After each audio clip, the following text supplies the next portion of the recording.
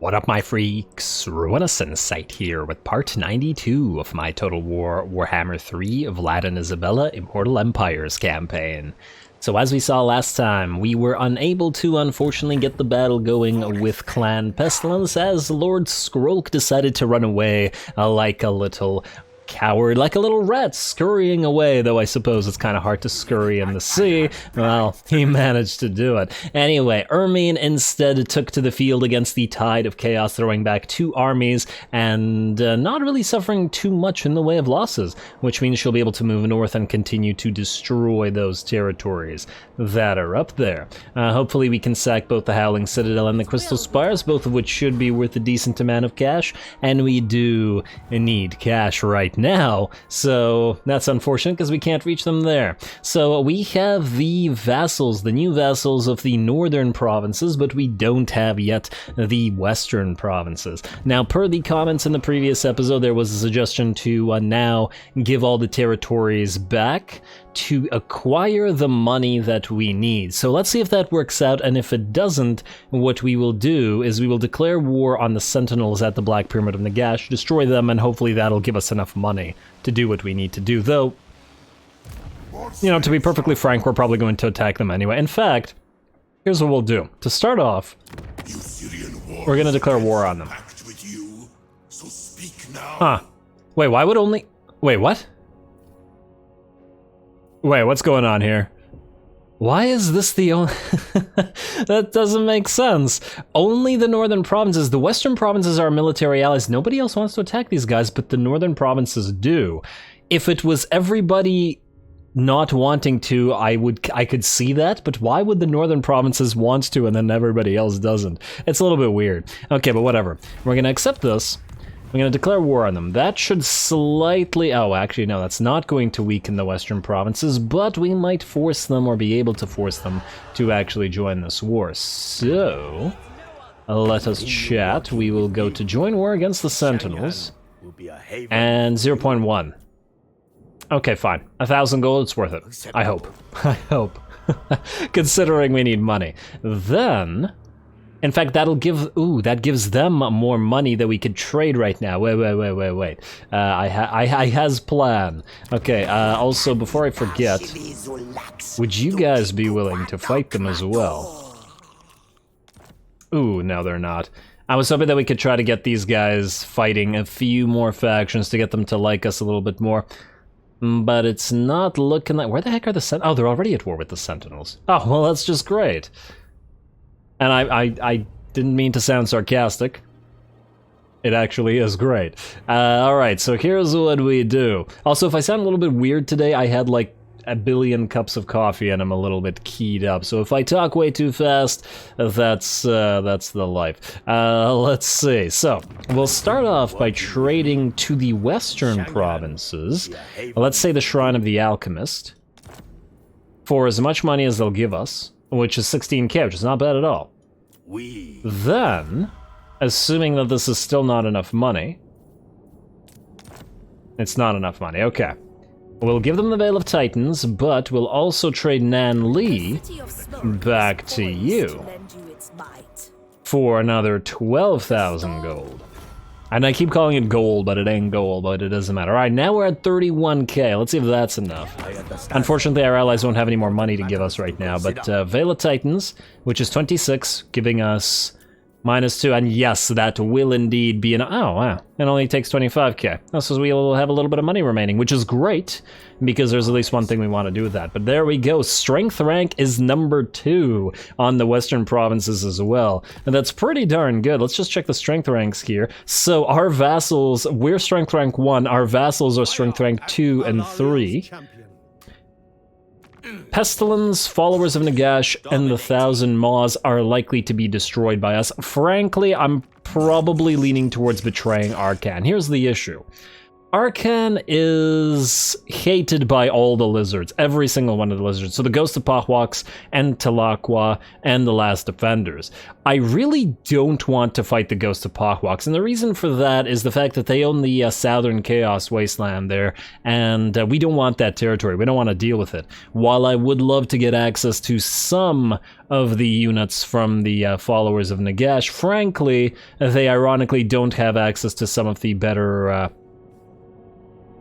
some of the units anyway, as in some of the Tomb King units, which is a little bit unfortunate, but on top of that, they have access to things like Hexwraiths and stuff, which we already do have access to. And one of the annoying things about allying with the Tomb Kings is that you can't get access to the Caskets of Souls, which are probably their best unit, at least against the AI. And the Caskets of Souls are kind of like the Fire Rain rockets and the Hellstorm rocket batteries. I would love to have some of those and be themed around undead, but if we can't get access to them, there's not much value to it. Plus, these guys own a bunch of territory which we probably would want, since it's kind of together with ours, whereas the lizards are essentially just south of us in their own territories. Which makes me think I'd rather ally with the lizards. And also, Arcan doesn't like us all that much right now. Probably because of our allying with the lizards. Also, 97 likelihood of being vassalized, where, for example, let's see, Talaqua's at 54, and will probably be considerably more if we betray Arcan. And what about the Last Defenders? And they're also at 54. Yeah, Arcan, he's not going to become our vassal. Unfortunate as that is. Oh well, not a big deal. He was allied to the Drakenhof Conclave, unfortunately, for too long. Anyway, that aside, we can now give you back this tiny little army, because we no longer need it. We'll trade Shangwu away to these guys next turn or so, as well as whatever else we may have. Oh, we've actually given these guys all their territories. Oh, well, that's great for them. Now, the Dolgan. The Dolgan are a bit of a problem. Okay, so we need to raise some stuff, and we need to be careful about it, as in, we want to raise enough so that these guys still attack us, and yet not so little that we lose, but not so much that they're afraid to fight.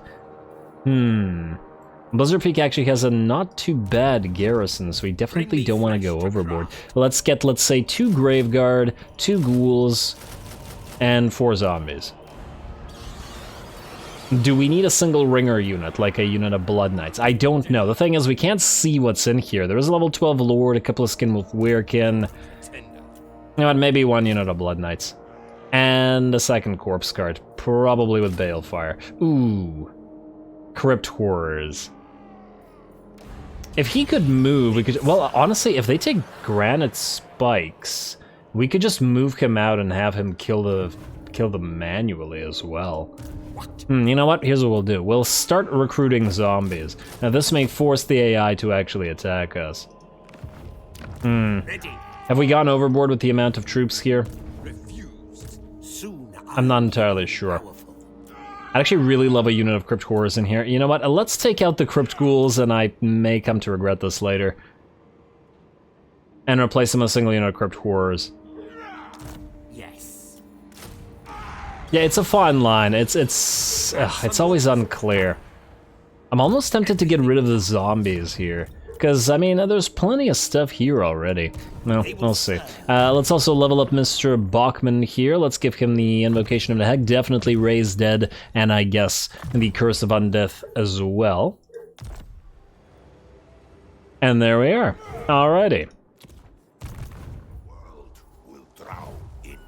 Now I'm trying to remember what we're gonna do next. You know what we're gonna do next? We're gonna have a fight next. Peter, let's get a little bit more cash from everybody, shall we? Let's give you some levels, and namely, we will give you Blade Shield and 1 more point. Let's put it into Mentor. Every Lord should have Mentor, at least 1 point in it. And you, Siggy here, get Specialist because you're maxed out and everything else. And here we go. Should be a pretty massive fight. I believe we'll be fighting 4 full stacks.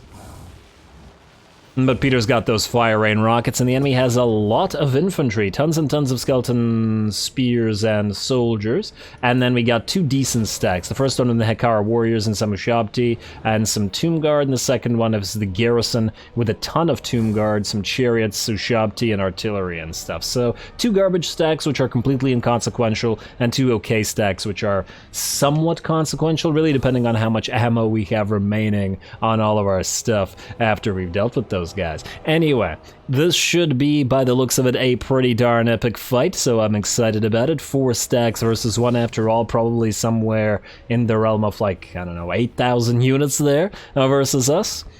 Let's hope it's a glorious spectacle.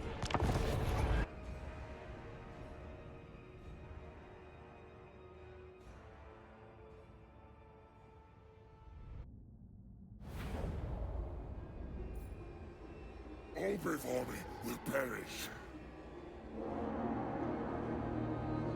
Alrighty, here we go. I am very excited for this particular battle. There is so damn many enemies on the field, and we have got the artillery to whittle them down with. It's gonna be a fun time. Peter's had great battles before with these artillery, and I don't expect anything different here. We got a pretty simple setup, a hill where we are going to try to hold ground with our grave guard relatively dispersed in a sort of a U/V formation, protecting the necromancer and the single unit of Sylvanian handgunners in the middle, and then of course all of our artillery behind, and immediately the grand cannons are already firing, though because of my yammering we unfortunately didn't hear the sound of their shot, and of course the fire rain rockets behind them. 2 units of Vargeist are landed to guard 2 units of cannons, and then our units of Black Knights with lances and barding are guarding them as well.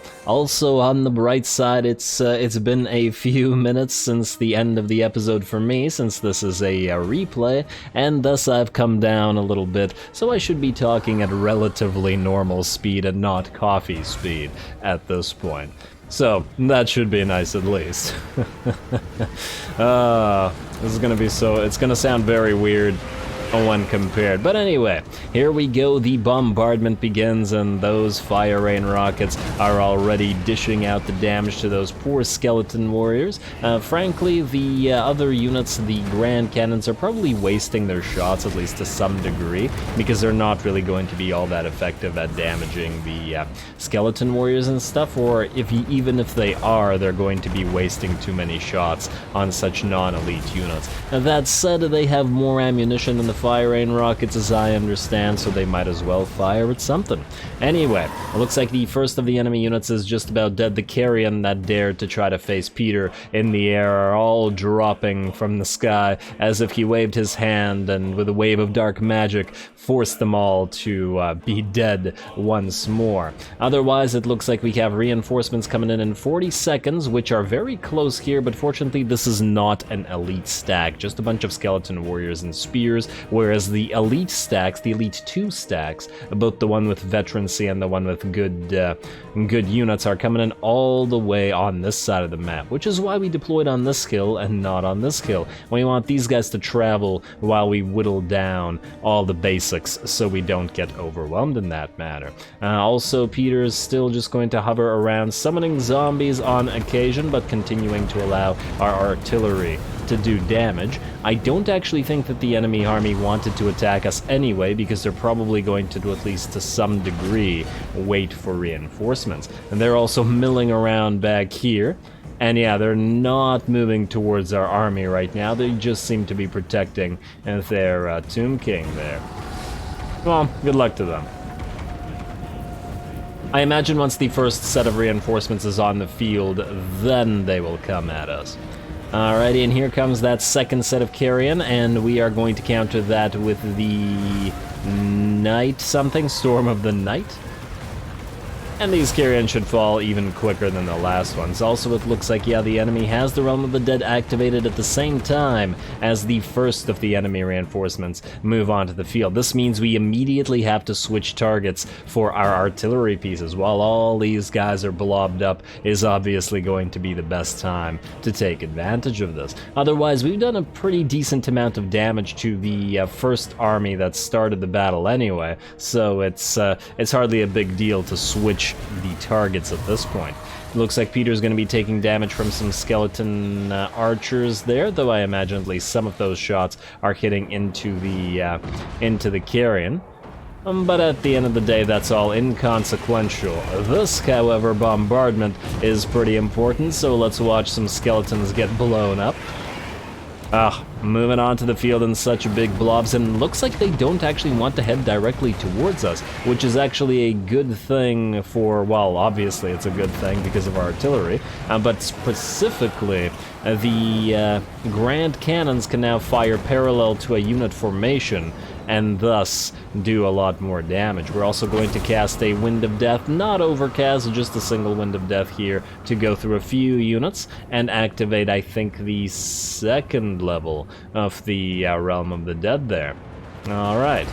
One more and the enemy will be summoning Ushabti, who knows where. Our Lord is also flying around back here. He's actually taken a little bit of damage at this point from those archers, and we're going to back him out. He did summon zombies to distract them, but they almost ran out of arrows just firing at Peter, so it's not all that surprising that he got hurt. That said, we have not so far have had to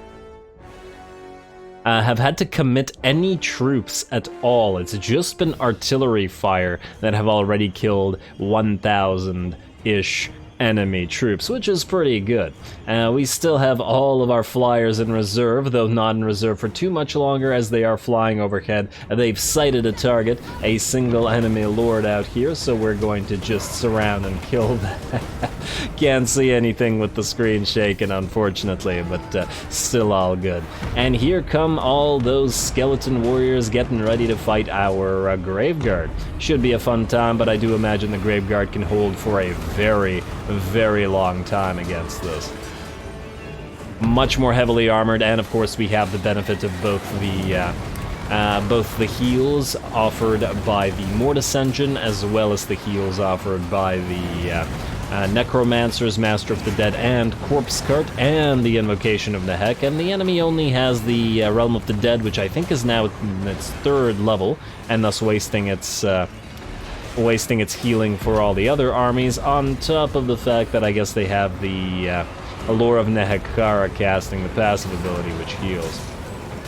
But we have Curse of Undeath as well. Alrighty, looks like we're gonna get a little bit of action for our Vargeists and our Black Knights in the background, just heading off a unit before it can get around our flanking Graveguard, as they would have otherwise headed towards our artillery. Speaking of our artillery, they've got new targets once again, another blob of another massive infantry blob, this time with Nehekara warriors and Tomb Guard both, which are much more effective and are thus much better targets also than what we've been dealing with so far. Looks like the Vargeists have nearly killed the enemy lord down here. Looks like a couple more hits will take care of him, and then we'll be switching to the next lord. But otherwise, it's just us holding this little battle line. And we do keep the one unit of Black Knights in reserve just in case these skeleton warriors decide to try to outflank us. We're also obviously repeatedly summoning zombies to combat the skeletons here with our Necromancer, and that's helping the line hold pretty well. And there we go, bombardment set. I guess this is the third bombardment, and damn, these guys are close together. One Wind of Death through this entire blob dead. We'll see how many of them can get to us after this. Alright, let's see a few more volleys, hopefully. Our Fire Rain rockets are basically out of ammunition at this point, so I think they have 1 to 3 maybe volleys left, so hopefully they can make them count by hitting right in the middle here. Alright, very, very nice. Oh yeah, that was great.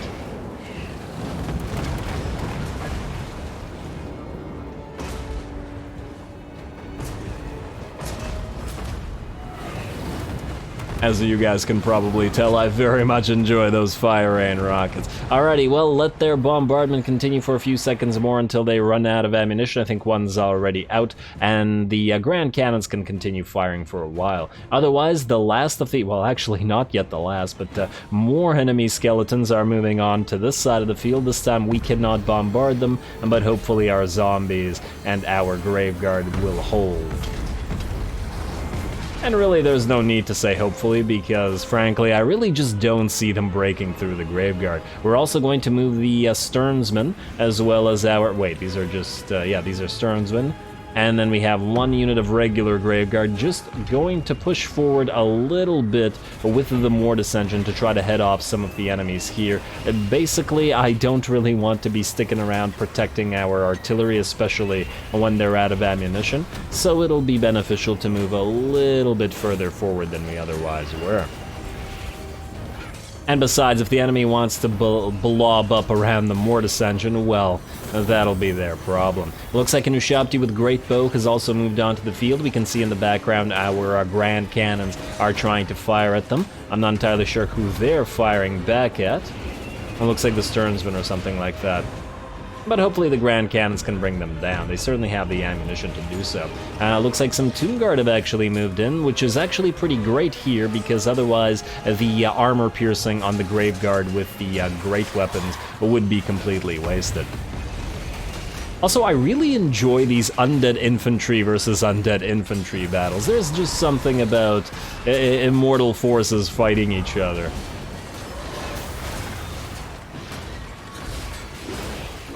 In their eternal fights. And granted, we maybe could get some monstrous infantry to fight those Ushabti, but I'm sure our units can take care of them. In fact, that's what our handgunners are for. They haven't had too much to do thus far this episode, but now there's a unit of Ushabti for them to target directly while the Graveguard hold the ground. The Grand Cannons have also done away with those Ushabti with Great Bow and are going to help out against those Ushabti there. We'll be dropping real quick. There we go. No more Ushabti already. We probably did do a little bit of splash damage towards our own Graveguard unit, but a nice couple heals should put them right. In addition to that, the last of the reinforcements that have moved on from this side of the field have been destroyed. The Vargeists just taking care of the rest of them. There were a few archer units and they got absolutely ripped apart. And then in a few seconds, the Vargeists can simply charge the last remaining of these skeletons here. Just like the Black Knights did, once they committed themselves. And here we go, flyers coming in again. They've assassinated a lord, they've killed some archers, and now it's time to join the fray against the melee troops with a little bit of that camera shake. Oh, what a great battle. I'm really glad we took it. It wasn't super necessary, I guess, but, well, I mean, it would be wrong to end the campaign at any point without having taken the Black Pyramid of Nagash, that's for damn sure. Alrighty. Plus all these infantry clashes, and this is another reason why it might be fun to fight Arcan. These are pretty fun battles. And though granted, we fought the Tomb Kings plenty and the Lizards not so much, which is the only thing that's making me hesitate. But I feel like the theme of this campaign is we're going a little bit more order, and, well, the idea here is we vassalize or we destroy. Either they serve or they fall. And Arcan just doesn't look like he's gonna serve, and damn, there's still a lot of enemy infantry on the field, though fortunately the Mortis engine isn't really scared of any of them, and frankly, neither are our piles of Graveguard. We can also hold a decent amount of them off with our zombies here, and I think that's the last of the enemy units that have moved on to the field. No more reinforcements will arrive. He's actually reached his healing cap here, and the battle's been going on for a while. as well. 9 minutes non-stop, pretty long time. We've also sent out our Black Knights with lances and barding the Varix Reavers in particular to try to get to those Screaming Skull catapults. Unfortunately, some Skeleton Archer chariots got in the way. I did tell the Varix Reavers to charge the chariots directly, but unfortunately these Screaming Skull catapults continued to fire, which frankly I wasn't really expecting. That's okay though, the Vargeists are on the way and they should be able to take care of chariots and Screaming Skull catapults alike.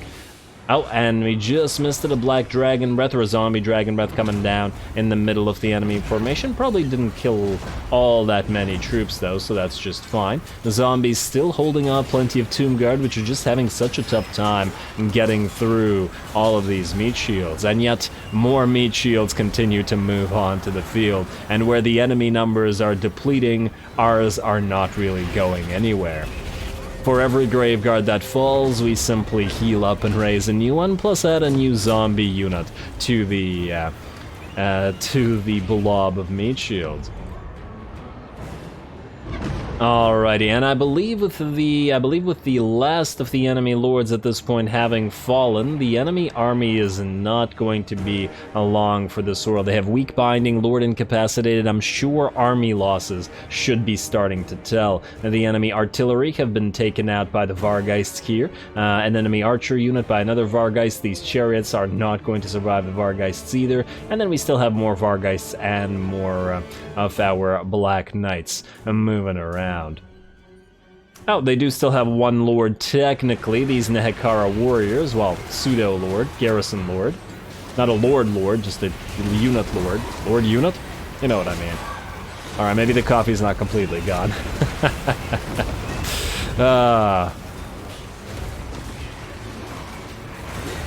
I'm just enjoying the spectacle though. You gotta admit, there's some fantastic visuals here. So thank you to the Sentinels for providing them, though it looks like they won't be providing them for much longer.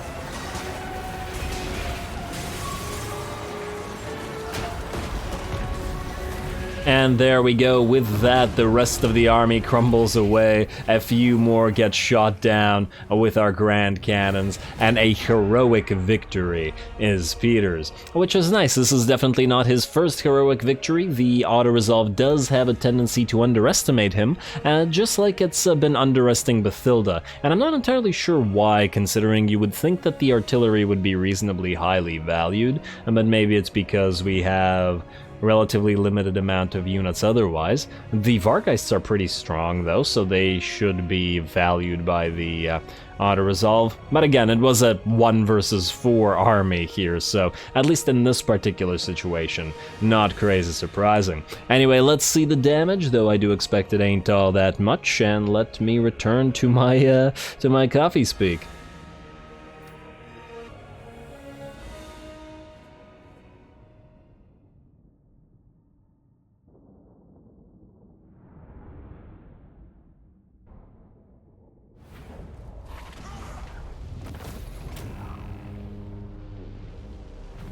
Alrighty, very nice. A surprisingly little amount of money considering it was a heroic victory, and nearly 10,000 enemy troops returned to their graves. And we got 72 losses, which is very, very nice as well. Well done, Peter. I really like Peter. He's been quietly wrecking face throughout the entire campaign. He's not as flashy as Bathilda or as Rudy, maybe, but he's got some amazing battles under his belt throughout the campaign, and don't count him out. Yeah, very nice, very nice. And now this means that we get the Black Pyramid of Nagash for this, and I guess we'll heal up. I mean, it's gonna be our territory shortly, but also 743 really isn't that much money. Yeah, but if we're gonna max heal this turn anyway, so yeah, just return the captives. Screw it. Not entirely sure what kind of captives we'd be getting in that particular situation, but I'll take it. Occupy. Alrighty, and that should be the end of the Sentinels, just like that, with a single glorious battle. We will also be able to build the Black Pyramid, or the Vault of Nagash rather, here, which is pretty darn nice. Lots of income. We got the Winds of Magic Power Reserve change, we got the We got the spell resistance 10% for all armies, which is quite valuable, especially as I have a bad habit of clipping our own units with the Wind of Death, so if nothing else. We will delete you, and we will delete you as we don't need any military buildings here, as this place will be generating pretty okay amounts of cash just by virtue of the Vault of Nagash. We will also need walls here immediately, and I guess we don't have much else that we can do. Yeah, we can't afford this, but that's okay. We'll be able to afford it shortly. Now, what else do we have to do here? We are quickly running out of time, but let's at least get towards the end turn, even if we don't go exactly to the end turn. Aldous, you unfortunately can't reach the Fortress of the Damned or the Serpent Jetty. Let's move you towards the Jetty first, mostly because I don't want the Norskins to build up and then send an army all the way down here to Troll Fjord or something. Then...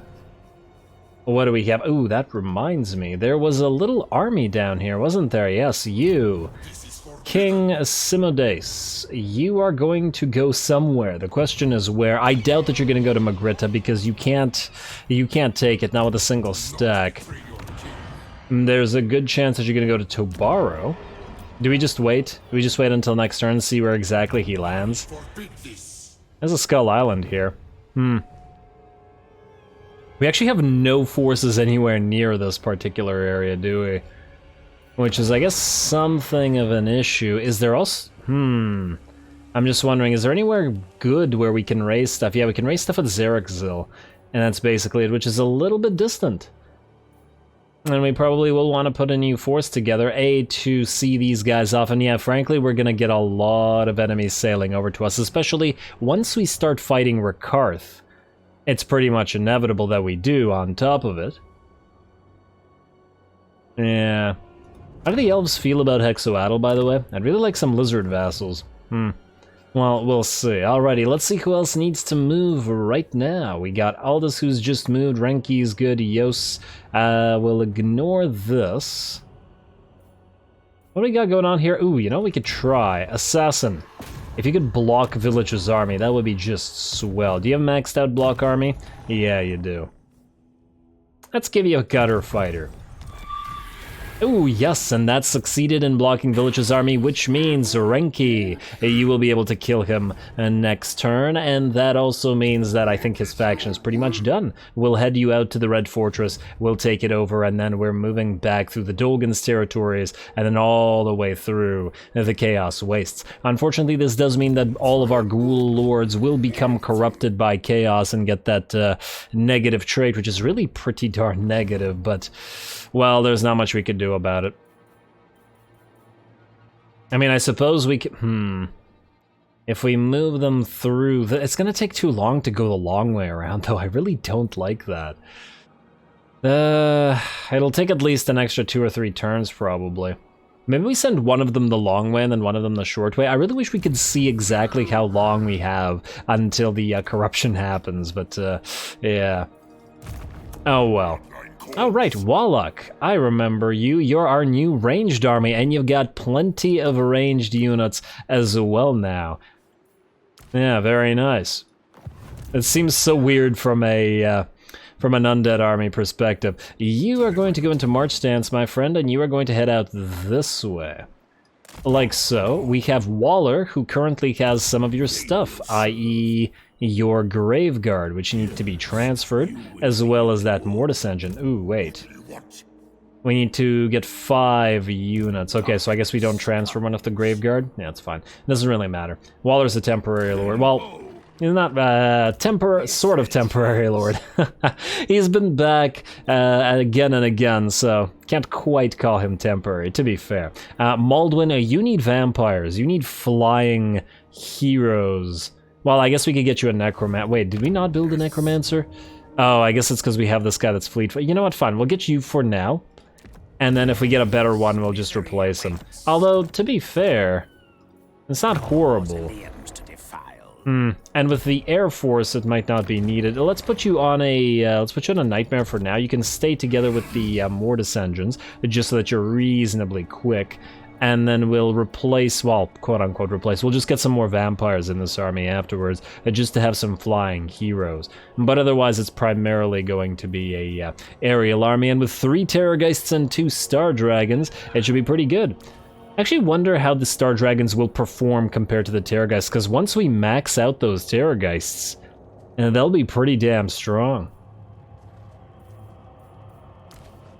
I do wonder if an unbuffed Terrorgeist is equivalent to or an unbuffed Star Dragon is equivalent to a buffed Terrorgeist. We shall see. Anyway, let's see what else we have remaining this turn. Bruno, yes, you nah, you can't move. You still have to guard this particular location. Now let's put you just in channelings. That doesn't actually give us anything. Well, let's put you in here anyway, and we'll stand right outside the Veil of Titans, I guess. Hopefully, if we get a... are you not too far from this little army? Wait. If we tell you and you're gonna attack... Can't actually tell. You know what, let's not risk it. Let's put you here. So that you're close enough. I'd rather these two work together and not have Bruno die. I actually don't care about Bruno living, it's just that we need these territories just fixed up before we go. Fortunately, we do have Edmund, who's moving up from the south, so he should be able to take care of them even once Bruno is deleted. Also, Waldekir. Now, you before were going to go up to Charon over here, but let's put you into ambush and put you right here outside the Greyling Moot. I don't actually care what Charon does. He can't... What do we have here? Yeah, he's not taking the monolith. There's no way. He's too weak. Yeah, he's definitely too weak. Not a chance. And if he goes for Greyling Moot, then Waldekir will simply catch him next turn. If that's decided, I forgot about Trollfjord.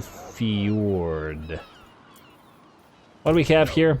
Oh, this is actually, we can put that... I actually don't think we didn't even need to build anything here. Huh. Yeah, you know what? This is fine. If this is all he can bring, the garrison should be sufficient for this. It's just marauders, after all. Not worried about it. Alright. And if I'm wrong, who cares? It's Norska territories. Treating them badly, but we're almost ready to start gifting them. Altar of Spawns need to be taken by Tsarina Katrin, but why wouldn't you... It would be really nice if she took it, but it's okay. We can send you two over there. Otto, you are going to go to Nalfari Plain, and you know what, go right here. You're going to go right here, you're going to take Nalfari Plain, and then we'll simply send Dirk to grab the Sarl encampment. He's going to transfer to the leadership of another army in a bit, but yeah, we'll have you take this, and then move down here to the Altar of Spawns. We'll destroy Norska, and then all of these lords... well, -1 maybe, are gonna go north and start destroying the wasteland, but we will be trading the territories mostly to the Ice Court, unless there's somebody else that we may want to trade them to. There's also this thing. Jos needs to land to destroy Dietershofen, and I guess the quickest way to do that would be to go around. Alright, let's put you into March stance. As stupid as this whole thing is, but it looks like we can't land here. And it'll take 2 turns to go around, but what can you do? That's fine. Alrighty, anybody else? Let's see here. No, I believe that's it. Alright, you know what? I think this is where we're going to call this episode. We could end the turn, but... if we get battles, then we wouldn't be able to fight them this episode anyway, so I think we'll call it here, and next time we will hopefully have Yost take out Dietershofen. I'm really banking on that, because I really want his army to fight, but if he doesn't, he's going to sail up north. This is probably going to be the last war of the campaign here, as we head towards Nagorond and the Chaos forces up here. Yeah, there's still the Chaos Wastes in the north, and there's Illustria and stuff, but I don't really care about them nearly as much. Of course, the campaign will go on as long as there's interest, so we shall see how long such interest remains. Maldwin is also nearly ready to fight, and if we don't fight the lizards, then we'll have to send him somewhere as well. Actually, Lee, I want to leave you off with a question. So my thinking is it's probably better to betray Arcan, mostly because 3 factions of lizards don't like him, and even though his strength rank is 5, his likelihood of becoming our vassal seems extremely low. Where is he? He's at -96. It seems like he's not going to do so. Even though we're so much stronger than him, it's hilarious. Plus, he has some territories that are kind of part of ours. I think we're probably better off betraying him and then having the lizards vassalize instead, because they have reasonable vassalage likelihoods. I think. But I'd like to hear your guys' opinions on the matter, so please let me know, and I guess if we are to betray Arcan, we'll betray him next turn. And then next episode, we'll hopefully get this battle against Lord Skroak and whatnot that we can't reach right now, but I don't think these guys can escape us, so we should be good. In fact, I'm pretty sure that by virtue of the fact that Bathilda is here, these armies can't move. So we have to get the fight here, which should be a pretty fun time. So stay tuned for more Vamps. Don't forget to leave a like and comment. Sorry about my coffee state. All glory to the algorithm. And thanks for watching.